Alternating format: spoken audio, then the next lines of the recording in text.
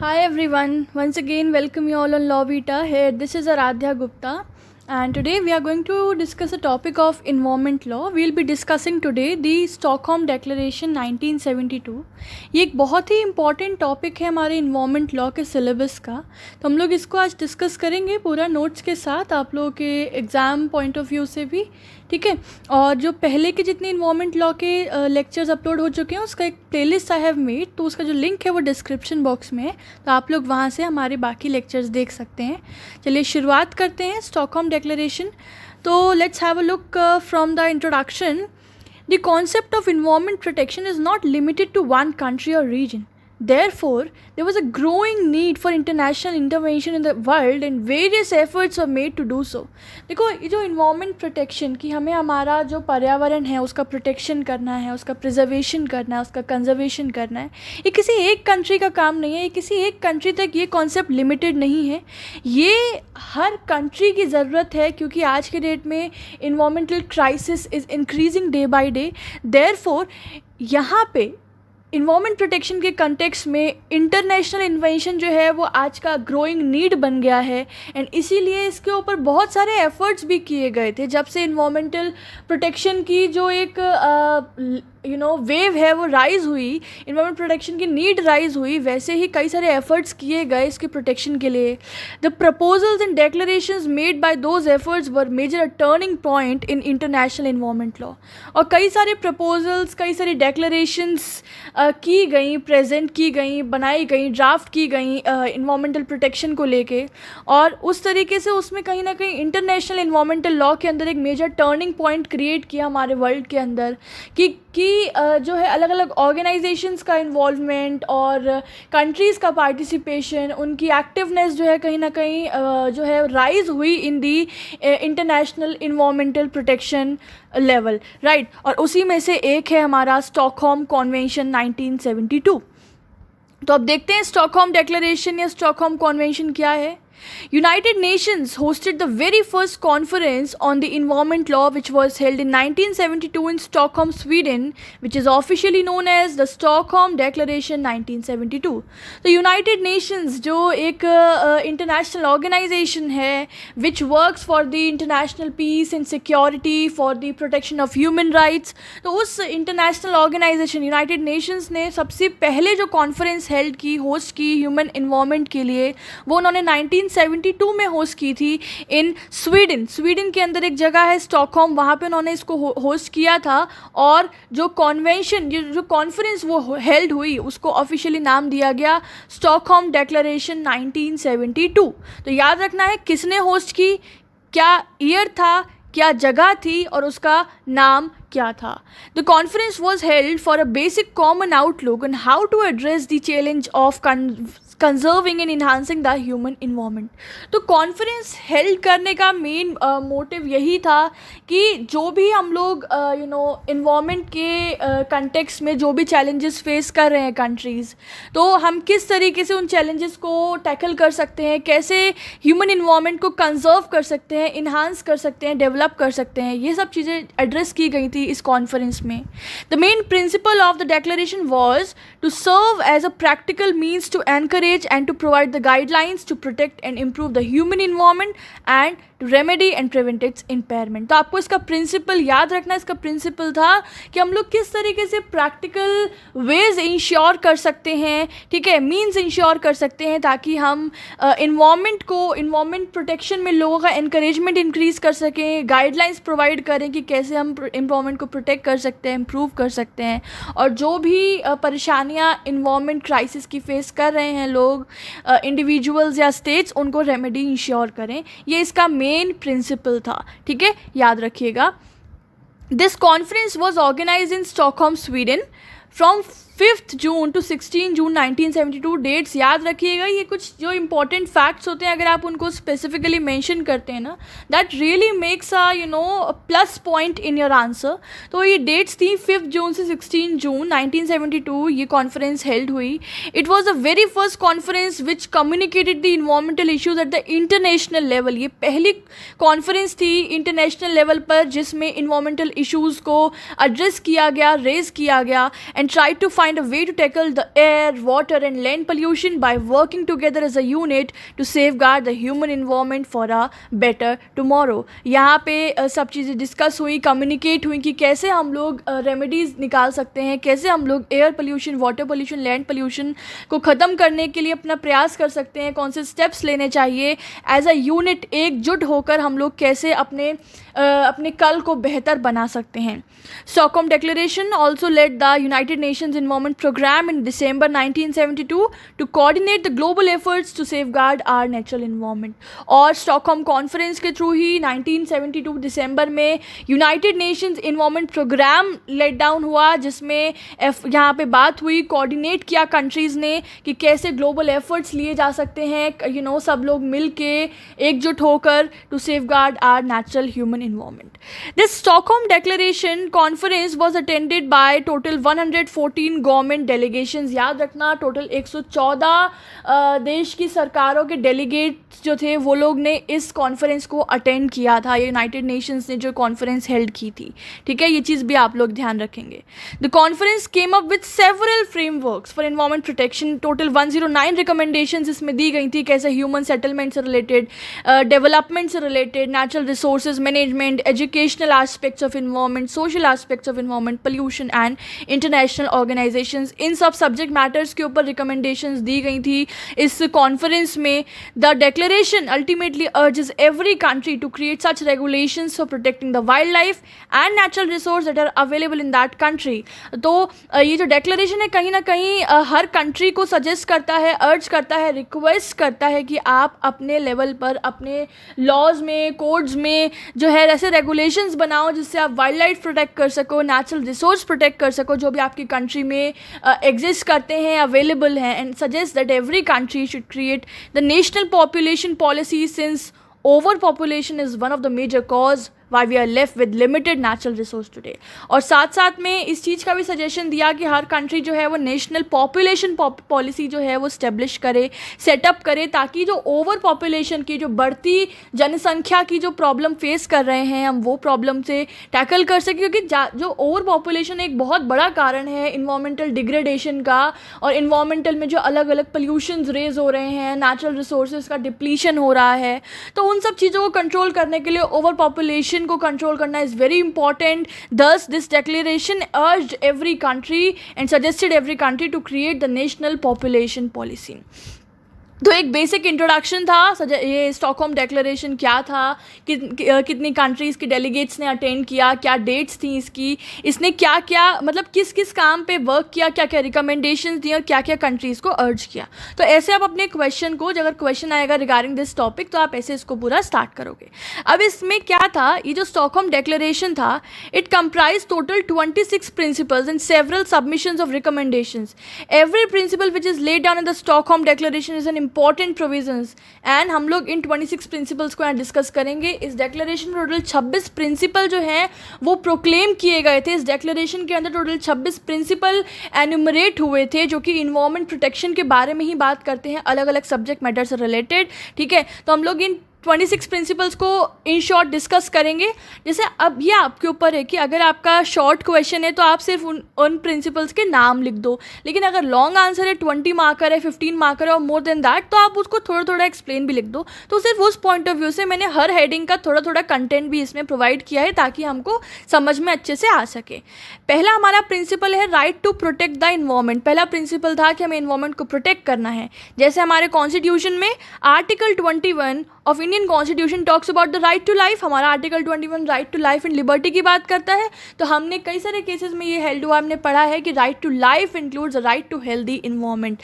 Right to life में right to healthy environment भी include होता है. By ipso facto it is a human right of a man to live in a healthy environment. ये हर मनुष्य का, हर human being का ये राइट है कि वो एक हेल्दी इन्वायरमेंट में रहे, वो अपने इन्वायरमेंट को प्रोटेक्ट करे. And the human can take any legal action against the one who is destroying the environment. और अगर कोई भी व्यक्ति इन्वायरमेंट के अगेंस्ट, इन्वायरमेंट डिस्ट्रॉइंग में अब कोई भी क्या नाम है गलत काम उठा रहा है, कोई एक्शन ले रहा है, तो उसके अगेंस्ट लीगल एक्शन लिया जा सकता है. As right to healthy environment is a fundamental right of a person. ठीक है ना. चलो, सेकंड प्रिंसिपल है मैनेजमेंट ऑफ नेचुरल रिसोर्स. तो ज़रूरी है कि हमारे यहाँ के जितने नेचुरल रिसोर्स हैं हम उनको इस तरीके से सेफगार्ड करें, उनका मैनेजमेंट करें ताकि वो डिप्लीट ना हो, ठीक है, और हम फ्यूचर जनरेशन के लिए भी उसको सेफगार्ड कर सकें. The human must manage the natural resource available on earth and applies to all natural resources such as air, water and land and sample of natural ecosystems for the upcoming generations. वो लोग भी इसको enjoy कर सकें, right? Third है management of renewable resources. वो resources इसको हम लोग बार बार यूज़ कर सकते हैं. In the war of saving our resources human community needs to come up as one unit to maintain the capacity of the earth to produce the vital natural renewable resources. तो हाँ, कोशिश करना चाहिए क्योंकि आज की डेट में renewable resources भी बहुत कम हो रहे हैं, तो हम सबको मिलजुल के इतने एफर्ट्स लगाने चाहिए ताकि हम लोग कई सारे रिन्यूएबल रिसोर्सेज को प्रोड्यूस कर सकें, ताकि हम भी उनका इफेक्टिवली यूज़ कर सकें और हमारी आगे वाली जनरेशन को भी किसी भी तरीके की क्राइसिस ना फेस करनी पड़े. Then fourth, conservation of wild life. तो देखो पहला क्या था, पहले था आपका राइट टू हेल्दी इन्वायरमेंट, फिर दूसरा मैनेजमेंट ऑफ नेचुरल रिसोर्स, तीसरा management of renewable resource. Fourth है कंजर्वेशन ऑफ वाइल्ड लाइफ की जितनी भी वाइल्ड लाइफ हमारे हर कंट्री में अवेलेबल है, ठीक है, जितनी भी हेरिटेज ऑफ वाइल्ड लाइफ और उसकी हैबिटेट है उन सबको हम सेफ गार्ड करें, मैनेज करें. जो भी डेंजर में है, अगर वो इंडेंजर्ड हैं तो वो एक्सटिंक्ट ना हो जाए, और जो हमारी करंटली प्रेजेंट है उसकी पॉपुलेशन तो वो इंडेंजर्ड लिस्ट में ना आ जाए बिल्कुल खतरे की घड़ी में कि अब वो नहीं बचेंगी या उसकी बहुत कम ही स्पीसीज़ बची हैं. तो हमें कोशिश करना चाहिए कि हम उनको प्रिजर्व कर सकें. ऐसी पॉलिसीज़ और प्लान्स को हमें सेटअप करना चाहिए हर कंट्री को अपने लेवल पे, ठीक है. फिफ्थ प्रिंसिपल है मैनेजमेंट ऑफ नॉन रिन्यूएबल. तो प्रिंसिपल 3 था management of renewable resource, principle 5 है management of non renewable resource. So as we all are aware that today we are left with very limited non renewable resource, so we must contribute in order to safeguard our non renewable resources, ठीक है. तो हम सबको कोशिश करना चाहिए कि हम सब नॉन रिन्यूएबल रिसोर्सेज को भी प्रोटेक्ट कर सकें, प्रिजर्व कर सकें, ताकि हम उनका सही तरीके से बेनिफिट्स इंश्योर कर पाएँ, ठीक है. 6 है pollution control, very important. Pollution is increasing day by day through the men's various activities, through the men's greed. तो उस सबको रोकना वेरी इंपॉर्टेंट. पोल्यूशन कई तरह का हो रहा है, air pollution, noise pollution, water pollution और कई तरीके के pollution, sound pollution, soil pollution और hydro power pollution. So the main cause of pollution are the gases, the liquid substance, the toxic substance or the other substance which industries or the mills discharge, and such quantities of harmful substance pollute the environment. तो कहीं ना कहीं जो एक major कारण होता है, cause है पोल्यूशन का, वो होते हैं जो कई सारी इंडस्ट्रीज़ और फैक्ट्रीज़ में से, मिल्स में से जो भी toxic substances, chemical substances release होते हैं हमारे वाटर रिसोर्सेज में, हमारी एयर में. तो वो कहीं ना कहीं हमारे वाटर रिसोर्सेज को, एयर को क्या कहते हैं, डेंजरस बना देता है, जहरीला बना देता है. तो हर व्यक्ति को अपने अपने लेवल पर एफर्ट्स लगाने हैं पोल्यूशन से इन्वायरमेंट को प्रिजर्व करने के लिए, प्रोटेक्ट करने के लिए. अगर हम छोटे छोटे स्टेप्स ही अपने डे टू डे लाइफ में लेंगे ना, तो भी हम पोल्यूशन कंट्रोल को काफ़ी हद तक ख़त्म कर सकते हैं. लेकिन ये हमारे हाथ पे है. हम सिर्फ और सिर्फ गवर्नमेंट या गवर्नमेंटल अथॉरिटीज़ को ब्लेम नहीं कर सकते. जब तक ब्लेम गेम चलेगा तब तक कुछ नहीं हो सकता. हम सबको अपने अपने एफर्ट्स लगाने होंगे. और यही सारे प्रिंसिपल्स डिस्कस हुए थे और प्रोक्लेम्ड हुए थे स्टॉकहोम डिक्लेरेशन में. सोचो 1972 में ये बात कही गई थी, पर आज भी ये सारी प्रॉब्लम्स हम फेस कर रहे हैं और कहीं ना कहीं और ज़्यादा बढ़ गई हैं आज के टेक्नोलॉजिकल वर्ल्ड में.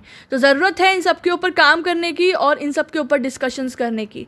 Principal 7, prevention of pollution of seas. समुद्रों में जितना भी पोल्यूशन जाता है, ठीक है, प्लास्टिक है और भी कई तरीके की पोल्यूटेंट्स जाते हैं, तो उन सबको प्रोटेक्ट करना इज़ वेरी इंपॉर्टेंट. टूरिज़्म की वजह से कई सारे लोग टूरिस्ट प्लेसेस पे जाते हैं जहाँ पे समुद्री इलाका होता है, लेकिन वहाँ पे उन वाटर बॉडीज़ को बहुत ही गंदा कर देते हैं, ठीक है. तो उन सब का prevention and protection is very important. Principle 7 talks about that. Principle 8, economic and social development. तो आज की हम लोग अपने डेवलपमेंट, हमारा इकोनॉमिक डेवलपमेंट के लिए, हमारे सोशल डेवलपमेंट के लिए खुद तो डेवलप हो रहे हैं, लेकिन इन्वायरमेंट को अंडर डेवलप कर रहे हैं, पिछाड़ रहे हैं सिर्फ अपनी कंफर्टेबिलिटी के लिए. ह्यूमन बीइंग जो है इन्वायरमेंट को अफेक्ट कर रहा है, तो हमें उससे रोकना होगा. हम सबको अपना इम्प्रूवमेंट करना है क्वालिटी ऑफ लाइफ का, लेकिन हम सिर्फ इन्वायरमेंट की कॉस्ट पे नहीं कर सकते हैं. तो development is necessary but not at the cost of the environment. So we all need to be mentally assured by that कि हम अपना डेवलपमेंट करें, लेकिन इन्वायरमेंट की प्रोटेक्शन को भी साथ साथ में ध्यान रखें. तभी हम लोग एक पोल्यूशन फ्री इन्वायरमेंट को अटेन कर पाएंगे. Next, principle 9, underdevelopment and natural disaster. So environmental deficiencies generated by the conditions of underdevelopment and natural disasters can best be remedied by investing in substantial amount of financial and technological assistance. तो कई सारे natural disasters अकर होते हैं हर countries में, earthquakes, cyclones, floods. तो उन सारी situations, वो सारी situation पहली बात तो हमारे यहाँ अकर हो ही ना, ठीक है, वो अराइज़ ही ना हो, ऐसी चीज़ें को हम लोगों को पहले से ही सेफ्टी मेजर्स लेके रखने चाहिए. प्लस अगर ऐसी सिचुएशंस अराइज़ होती हैं, नेचुरल डिज़ास्टर्स अगर होते हैं, तो उनसे जो भी नुकसान हुआ है हमारी नेचुरल रिसोर्सेज को, हमारी वाइल्ड लाइफ को, हमारे हैबिटेट को, तो उसको किस तरीके से हम प्रिजर्व कर सकें, उसके ऊपर इन्वेस्ट करना चाहिए. उसके ऊपर फाइनेंशियल और टेक्नोलॉजिकली असिस्टेंस के साथ हमें इन्वेस्ट करना चाहिए ताकि हम उस डेफिशिएंसी को कोप अप कर सकें. Next, principle 10, stability of prices of primary commodities. तो हर कंट्री में इन्वायरमेंट मैनेजमेंट के लिए इट इज़ एसेंशियल कि हम लोग रॉ मटेरियल पे और प्राइमरी कमोडिटीज़, जो बेसिक कमोडिटीज़ होती हैं, उसकी जो प्राइसेस हैं, ठीक है, जो उसकी अर्निंग्स हैं, उसमें एक स्टेबिलिटी क्रिएट करें in every country, in every developing country. That will also contribute in the environmental protection.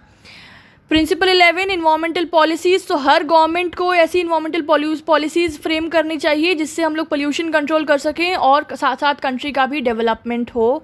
Principal 12, environment protection education. तो हर ह्यूमन बीइंग को ज़रूरी है कि एजुकेट किया जाए इन्वायरमेंटल प्रोटेक्शन के लिए, कि हर व्यक्ति अवेयर हो कि क्या इश्यूज़ हैं इन्वायरमेंट के और हम अपने लेवल पे कैसे उसके सेफगार्ड में कंट्रीब्यूट कर सकते हैं. हर कॉलेजेस में, हर स्कूल्स में, हर एजुकेशनल इंस्टीट्यूशन में ये अवेयरनेस का जो है सिस्टम होना चाहिए. स्किट्स कराओ, आप अलग अलग प्लेज कराओ, ठीक है, आप लोग स्टेज शोज़ कराओ और सोशल मीडिया का यूज़ करो, एडवर्टीजमेंट्स का यूज़ करो, टेलीविज़न शोज़ का यूज़ करो. किसी भी तरीके से इन्वायरमेंटल क्राइसिस, इन्वायरमेंटल नीड और इन्वायरमेंटल प्रोटेक्शन की अवेयरनेस फैलाना is very important in every country. Principle 13 is rational management of resources.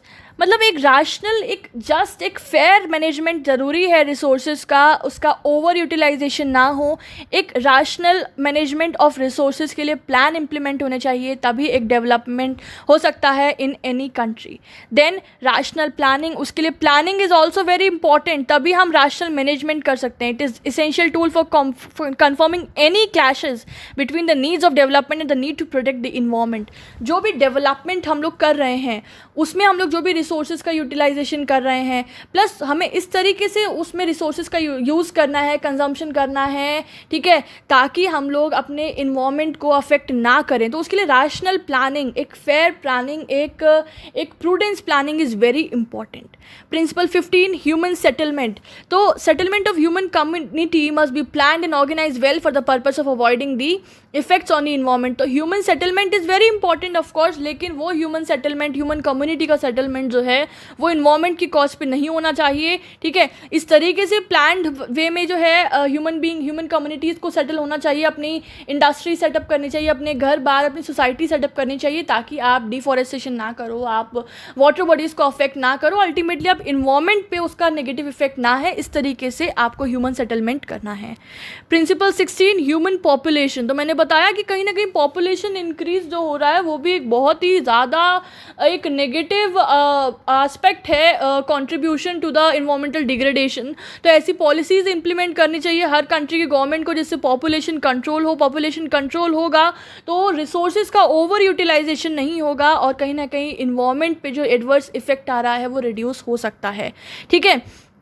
Then principle 17, setting of environmental pollution control agencies at national level. तो हर कंट्री को national level पे ऐसी environment pollution control agency setup करनी चाहिए जो कि ऐसी पॉलिसीज़ फ्रेम करें, प्रॉपर प्लानिंग इम्प्लीमेंट करें, मैनेजमेंट एस्टेब्लिश करें, सो दैट जो भी पोल्यूशन रेज हो रहा है उसके क्या कारण हैं और कैसे हम कंट्रोल कर सकते हैं, उन सब चीज़ों पे काम करें, इम्प्लीमेंट करें चीज़ों को. सिर्फ हवा में बातें ना हो, सिर्फ टेक्स्ट बुक्स में ना हो, वो ग्राउंड लेवल पे वो चीज़ कहते हैं ना कि वो चीज़ इम्प्लीमेंट भी हो, इसलिए ऐसी एजेंसीज भी सेटअप करनी चाहिए. Then principle 18, use of science and technology technology, so आज की जनरेशन जो टेक्निकल वर्ल्ड है, जो 21st सेंचुरी है, उसमें साइंस एंड टेक्नोलॉजी का यूज़ करना चाहिए जितनी भी कंट्रीज़ पॉसिबली कर सकती हैं in making the environment safe for a better tomorrow. ठीक है, science and technology must work in a manner to control the environmental problems and must come up with the new research and the new innovations. Then education in environment matters. So as we all know, the हमारा earth is suffering from various sort of pollutions and problems of environment crisis. So it is essential to educate the humans about the environmental problems. हर व्यक्ति को educate करना is very important so that individual, enterprise and community could come up together and join their efforts of protecting and improving the environment in its full dimensions. ताकि चाहे जितने भी human being हैं, communities हैं, enterprises हैं, वो सब मिलकर एकजुट होकर अपने efforts लगाएं environment की protection और improvisation में, right? देन प्रिंसिपल 20, ये सारे प्रिंसिपल्स कनेक्टेड हैं पर उनको अलग अलग हेडिंग में एम्फेसाइजेशन देने के लिए एन्यूमरेट किया हुआ है.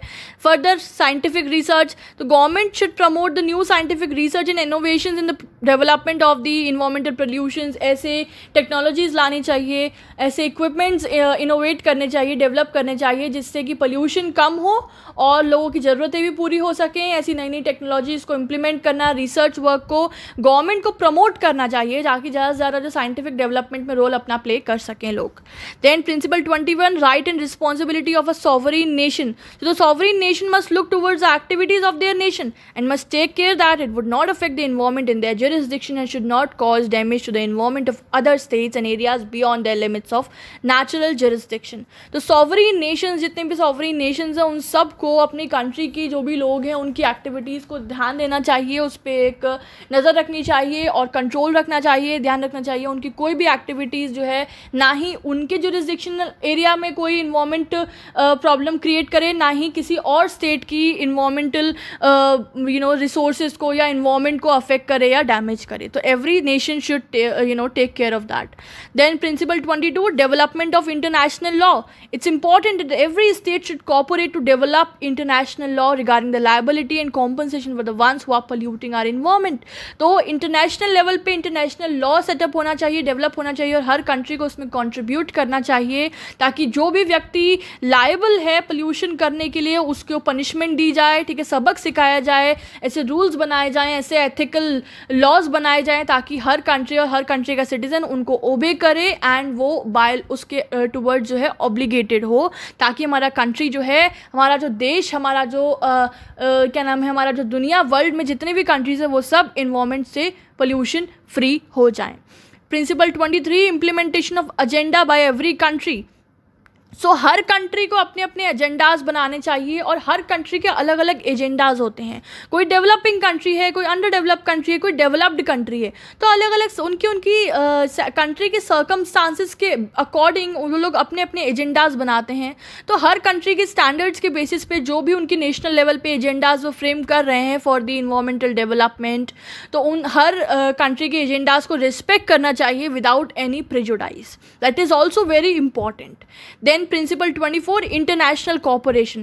So every country should contribute on an equal level towards the international law for protecting our environment and our natural resources. So her country को अपने level पे, equal level पे contribute करना चाहिए international law के towards और natural resources और environment के protection के towards. For the improvement, it must be handled in a cooperative spirit by all the countries as a union. सबको एकजुट होके, एकता के साथ cooperatively जो है हमारे environment protection में contribute करना चाहिए हर नेशन को by such international laws. Now only 2 principles are left, coordinated and dynamic role. So international organisations play an efficient and dynamic role for safeguarding and improving the environment and every state must ensure that to every human.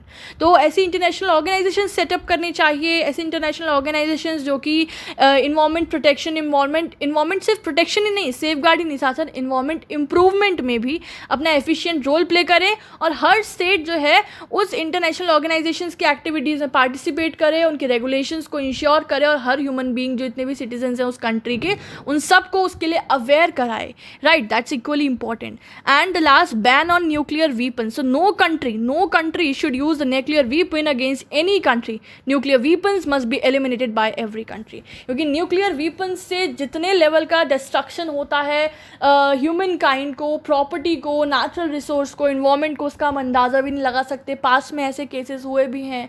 The very famous case of Nagasaki, Hiroshima bombing. तो हमें इसलिए nuclear weapons का, nuclear bombs का, इन सब चीज़ों का इस्तेमाल हर country को नहीं करना चाहिए. No country should use any nuclear weapon against any country.